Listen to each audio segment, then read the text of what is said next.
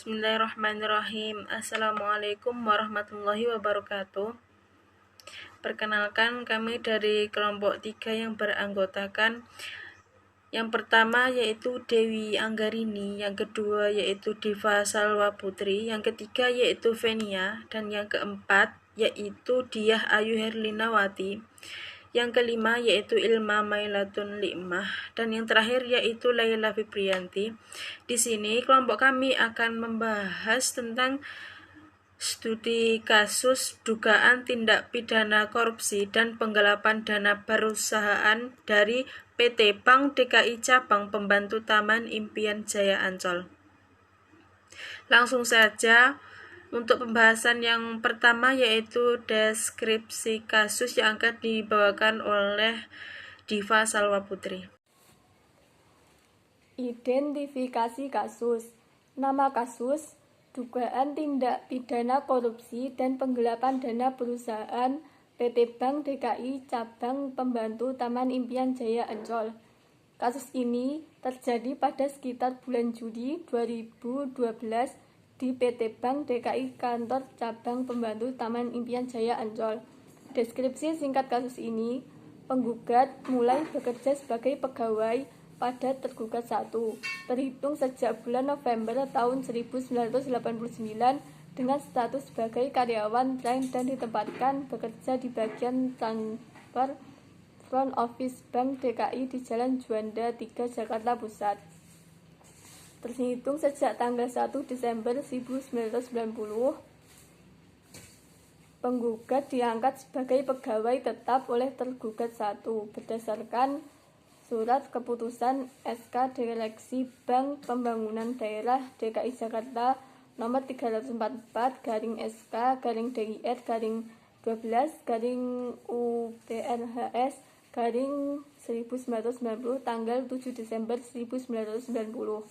Pada tahun 1995, penggugat dimutasi ke kantor cabang pembantu Gunung Sahari dan bertugas di bagian front office.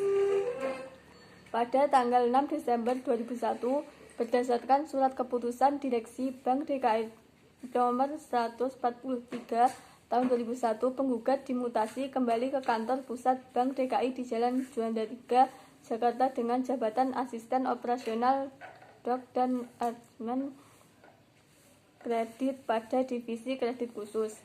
Pada tanggal 20 Oktober 2003, berdasarkan Surat Keputusan Direksi PT Bank DKI nomor 98 tahun 2003, penggugat dimutasi ke kantor cabang Jatinegara dengan jabatan sebagai pimpinan seksi kredit khusus. Pada tanggal 20 Desember 2006, berdasarkan Surat Keputusan Pimpinan Grup Sumber Daya Manusia PT Bank DKI, penggugat dimutasi menduduki jabatan analisis kantor pusat pada Departemen Kredit Program di Divisi Penyelesaian Kredit Konsumer pada Grup Supervisi Kredit. Pada tanggal 17 Februari 2009, berdasarkan Surat Keputusan Pemimpin Grup Sumber Daya Manusia nomor 100 tahun 2009, penggugat dimutasi ke kantor Bank DKI Cabang Matraman dan ditempatkan pada jabatan sebagai pemimpin seksi penyelamatan kredit. Terhitung sejak tanggal 25 Juni 2009, berdasarkan Surat Keputusan Direksi nomor 131 tahun 2009, tanggal 19 Juni 2009, penggugat ditugaskan sebagai pemimpin cabang pembantu Taman Impian Jaya Ancol PT Bank DKI dengan tingkatan karyawan level manajer. Pada saat penggugat bekerja dan ditempatkan sebagai pemimpin cabang pembantu Taman Impian Jaya Ancol PT Bank DKI seperti tersebut di atas, terjadilah awal permasalahan. Setelah beberapa lama penggugat menjalankan tugas pada kedudukan dan jabatan tersebut di atas, penggugat mengetahui bahwa tergugat 1 telah mempersangkakan penggugat melakukan perbuatan yang melanggar hukum yang merugikan tergugat 1, yaitu 1. Mengeluarkan pencairan kredit fiktif kepada nasabah. 2. Menggunakan dana jamuan tamu entertain secara tidak tepat dengan jumlah kurang lebih sebesar 34 juta rupiah. 3. Menggelapkan dana milik perusahaan atau tergugat 1 yang diperkirakan mencapai kurang lebih 2 miliar rupiah. Persangkaan atau dugaan tergugat 1 terhadap penggugat seperti diuraikan di atas. Penggugat ketahui adalah setelah tergugat 1 menugaskan petugas audit internal yang dipimpin oleh Saudara Elvi Noviawan turut tergugat untuk melaksanakan audit ke PT Bank DKI Kantor Cabang Pembantu Taman Impian Jaya Ancol, tempat di mana penggugat saat itu bekerja. Di sini saya akan menjelaskan tentang latar belakang dari masalah tersebut. Yang mana yaitu bahwa perkara tersebut itu dilatar belakangi dengan terjadinya peristiwa bahwa pada sekitar bulan Juli 2012 termohon banding 1 telah mempersangkakan pemohon banding melakukan perbuatan yang melanggar hukum, yaitu tindak pidana korupsi dan atau penggelapan. Yang mana yang pertama yaitu mengeluarkan pencairan kredit fiktif kepada nasabah, lalu yang kedua menggunakan dana jamuan tamu atau entertain secara tidak tepat dengan jumlah kurang lebih sebesar 34 juta rupiah. Dan yang ketiga yaitu menggelapkan dana milik perusahaan atau tergugat 1 yang diperkirakan mencapai kurang lebih 2 miliar rupiah. Lalu bahwa persangkaan atau dugaan termohon banding 1 seperti yang saya uraikan tadi, yaitu pemohon banding ketahui berdasarkan keterangan dan penjelasan dari turut terbanding semula turut tergugat yang saat itu menjabat sebagai ketua tim audit internal di PT Bank DKI, yang diperintahkan atau ditugaskan termohon banding 1 untuk datang dan memeriksa atau mengaudit pemohon banding atau PT DKI atau PT Bank DKI Kantor Cabang Pembantu Taman Impian Jaya Ancol. Lalu bahwa ketika turut terbanding bersama timnya masih sedang melaksanakan pemeriksaan atau sedang melakukan audit tersebut, maka secara tiba-tiba pada tanggal 6 Agustus 2012 berdasarkan surat keputusan direksi Bank DKI nomor 135 tahun 2012, tanggal 6 Agustus 2012 termohon banding 1 telah langsung mencopot jabatan pemohon banding sebagai pimpinan cabang membantu Taman Impian Jaya Ancol PT Bank DKI, dan kemudian memindahkan atau memutasikan pemohon banding ke unit Human Capital Supporting Group Sumber Daya Manusia yang lazim dan umum diketahui internal PT Bank DKI sebagai tempat parkir atau pembuangan bagi pegawai bermasalah. Lalu bahwa seiring dengan pencopotan jabatan tersebut, hak-hak pemohon banding juga telah ditiadakan atau dihilangkan oleh termohon banding 1, yaitu antara lain fasilitas kendaraan dinas, fasilitas biaya perjalanan, dan lain-lain. Bahkan termohon banding 1 melalui termohon banding 2 sempat berusaha memotong gaji atau upah atau penghasilan bersih pemohon banding dengan jumlah lebih dari 50%, yang mana hal ini tidak dapat dilaksanakan oleh termohon banding 2 karena pemohon banding bertahan dengan mempertanyakan dasar hukum dan alasan pemotongan upah atau gaji pemohon banding oleh terbanding 2. Oke, di sini saya akan menjelaskan terkait dengan fakta-fakta dari kasus dugaan tindakan pidana korupsi dan penggelapan dana perusahaan PT Bank DKI Cabang Pembantu Taman Impian Jaya Ancol. Nah, untuk pembahasan yang pertama yaitu terkait dengan fakta utama dalam kasus. Fakta utama dalam kasus ini yaitu dengan adanya suatu kerugian, maka yang perlu dibuktikan adalah hubungan antara perbuatan melawan hukum dengan kerugian yang ditimbulkan. Untuk selanjutnya yaitu pihak yang terlibat dalam kasus. Dalam kasus ini pihak-pihak yang terlibat antara lain yaitu Gantina Perlindungan Siregar selaku pembanding yang semula tergugat, yang akan melawan Badan Hukum PT Bank DKI selaku terbanding 1 yang semula tergugat 1, Eni Ranti Sofyan selaku terbanding 2 yang semula tergugat 2, dan Elvi Noviawan selaku turut terbanding yang semula turut tergugat. Yang selanjutnya yaitu kronologi peristiwa. Pada kasus ini, untuk kronologi peristiwanya itu terjadi pada saat Gantino selaku penggugat bekerja dan ditempatkan sebagai pimpinan cabang pembantu Taman Impian Jaya Ancol PT Bank DKI dengan tingkatan karyawan level manager. Pada saat itulah awal permasalahan yang menjadi cikal bakal timbulnya permasalahan yang menjadi dasar dan alasan Gantino si pelaku penggugat itu mengajukan gugatannya.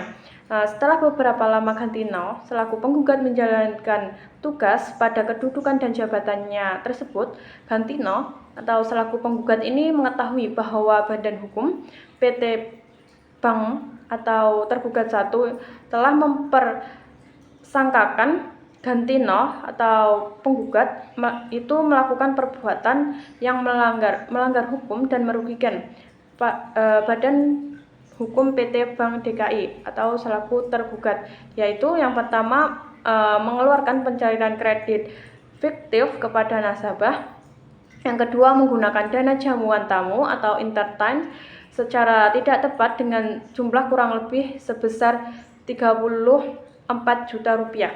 Dan yang ketiga yaitu penggelapan dana milik perusahaan atau tergugat yang diperkirakan mencapai kurang lebih sebesar 2 miliar rupiah. Selanjutnya, masalah utama dalam korupsi, dugaan tindak pidana korupsi dan penggelapan dana di PT Bank DKI Cabang Pembantu Taman Impian Jaya Ancol. 1. Masalah utama atau isu yang dihadapi. Pertama, dugaan pengeluaran kredit fiktif. Penggugat diduga telah mengeluarkan pencairan kredit kepada nasabah tanpa dasar yang sah, yang dikategorikan sebagai kredit fiktif. Kedua, penggunaan dana jamuan tamu yang tidak tepat. Penggugat diduga menemukan dana untuk jamuan tamu secara tidak sesuai dengan prosedur atau tujuan yang sah dengan nilai 34 juta. 3. Penggelapan dana perusahaan. Penggugat diduga menggelapkan dana milik perusahaan yang diperkirakan mencapai 2 juta. Nomor 2, diidentifikasi masalah oleh para pihak yang terlibat. Audit internal oleh PT Bank DKI yaitu masalah diidentifikasi oleh pihak tergugat di PT Bank DKI melalui audit internal yang dipimpin oleh Saudari Evi Noviawan. Audit ini dilakukan di PT Bank DKI Kantor Cabang Pembantu Taman Impian Jaya Ancol. Yang kedua, temuan audit. Audit internal menemukan bukti yang mengarah pada dugaan pelanggaran hukum oleh penggugat, termasuk pencairan kredit fiktif, penggunaan dana jamuan tamu yang tidak tepat, dan penggelapan dana perusahaan. Yang ketiga, komunikasi dan penugasan. Setelah temuan audit, tergugat mempersangkakan penggugat melakukan perbuatan melawan hukum yang merugikan perusahaan. Ini termasuk tuduhan pencairan kredit fiktif, penyalahgunaan dana entertain, dan penggelapan dana perusahaan. Audit internal ini menjadi kunci dalam mengidentifikasi masalah utama dan menuduh penggugat melakukan tindak merugikan PT Bank DKI. Selanjutnya, saya akan membahas tentang analisis kasus dari dugaan tindak pidana korupsi dan penggelapan dana perusahaan PT Bank DKI Cabang Pembantu Taman Impian Jaya Ancol.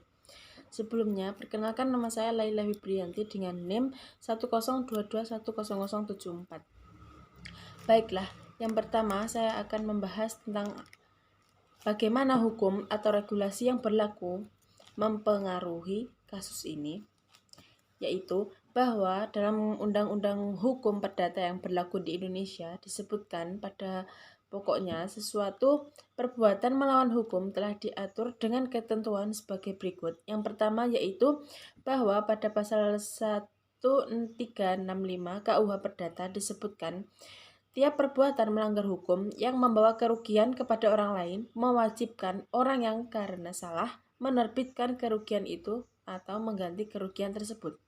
Yang kedua yaitu bahwa dalam pasal 1366 KUH Perdata disebutkan setiap orang bertanggung jawab tidak saja untuk kerugian yang disebabkan karena perbuatannya, tetapi juga untuk kerugian yang disebabkan karena kelalaiannya atau kurang kehati-hatiannya. Untuk yang kedua yaitu apakah ada aturan atau presiden hukum yang relevan dalam kasus ini, yaitu dalam memperhatikan Undang-Undang Nomor 20 Tahun 1947 AHIR, Undang-Undang Nomor 4 tahun 2009 tentang kekuasaan kehakiman. Undang-Undang Nomor 49 tahun 2009 tentang Peradilan Umum serta peraturan perundang-undang lainnya yang bersangkutan mengadili yang pertama yaitu menerima permohonan banding dari pembanding semula penggugat. Yang kedua, menguatkan putusan Pengadilan Negeri Jakarta Pusat nomor 302/PDT-G/PN.JKT Jakarta Pusat, tanggal 28 September 2017 yang dimohonkan banding tersebut yaitu menghukum pembanding semula penggugat untuk membayar biaya perkara dalam kedua tingkat pengadilan yang dalam tingkat banding ditetapkan sebesar Rp150.000. Tindakan yang diambil dalam kasus ini adalah para pihak telah sepakat bahwa perkara kasus ini dibawa ke pengadilan. Poin selanjutnya, analisis dampak. Sengketa dalam konteks pengadilan tergugat mengajukan kontrak memori banding tertanggal 20 Desember 2017 yang diterima oleh Panitera Muda Perdata Pengadilan Negeri Jakarta Pusat tanggal 24 Desember 2017 yang pokoknya sebagai berikut. Yang pertama, antara pembanding dan terbanding satu terdapat hubungan hukum dalam bentuk hubungan kerja di mana pembanding merupakan pekerja dari terbanding satu. Yang kedua, perselisihan antara pembanding dan terbanding satu mengenai mutasi pembanding merupakan perselisihan hubungan industrial. Yang ketiga, perselisihan hubungan industrial antara pembanding dan terbanding satu mengenai mutasi pembanding adalah merupakan perselisihan mengenai hak. Yang keempat, perselisihan hubungan industrial mengenai hak merupakan salah satu dari empat jenis perselisihan hubungan industrial. Yang kelima, penyelesaian perselisihan hubungan industrial wajib tunduk pada Undang-Undang Nomor 2 Tahun 2004.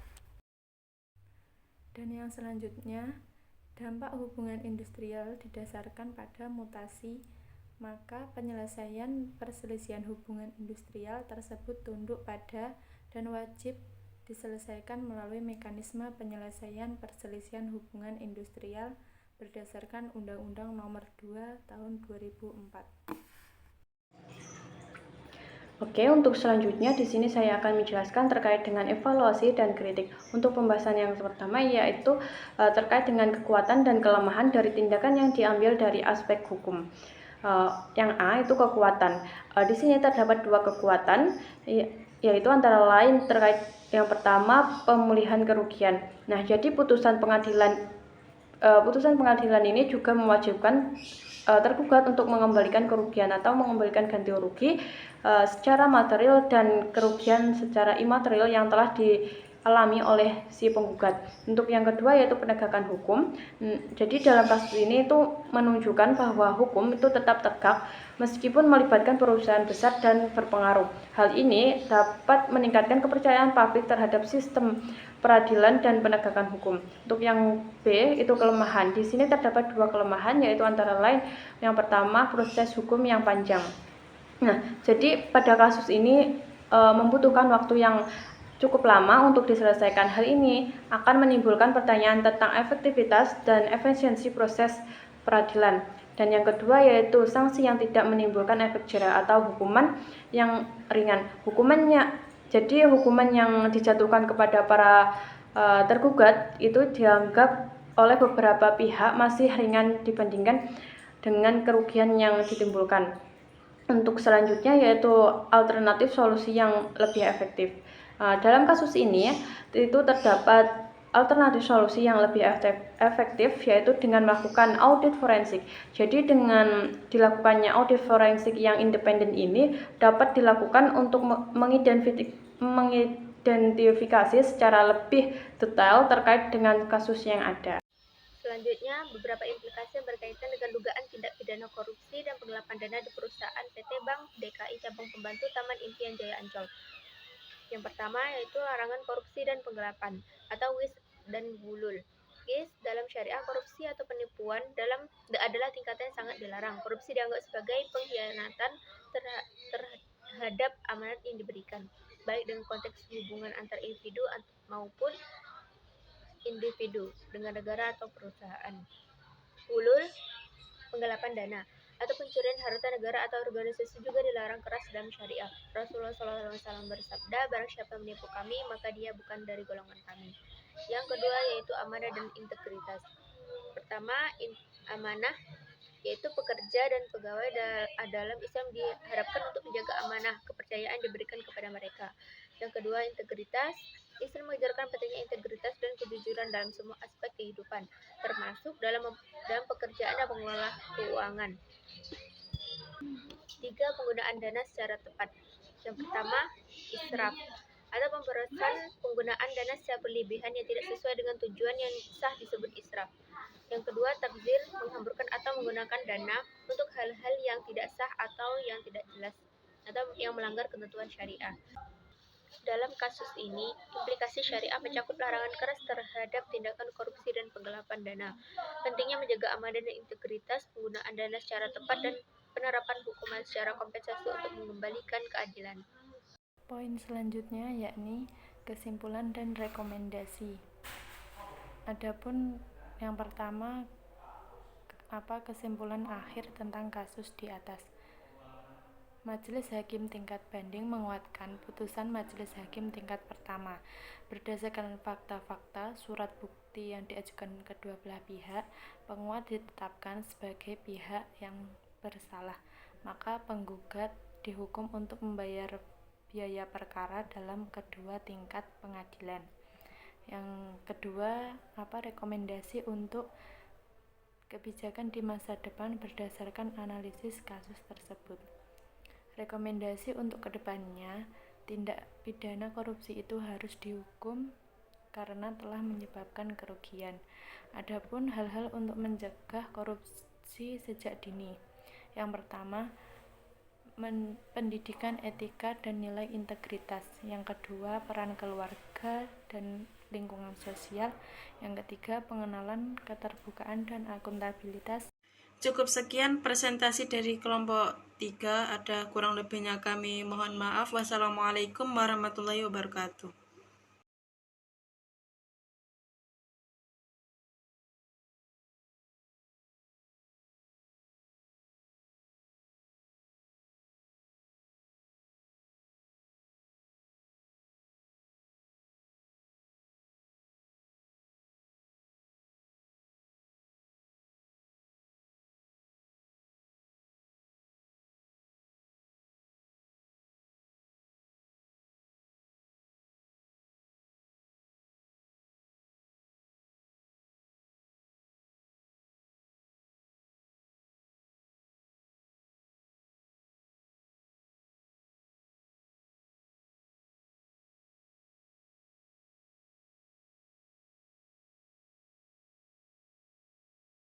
Cukup sekian presentasi dari kelompok 3, ada kurang lebihnya kami mohon maaf. Wassalamualaikum warahmatullahi wabarakatuh.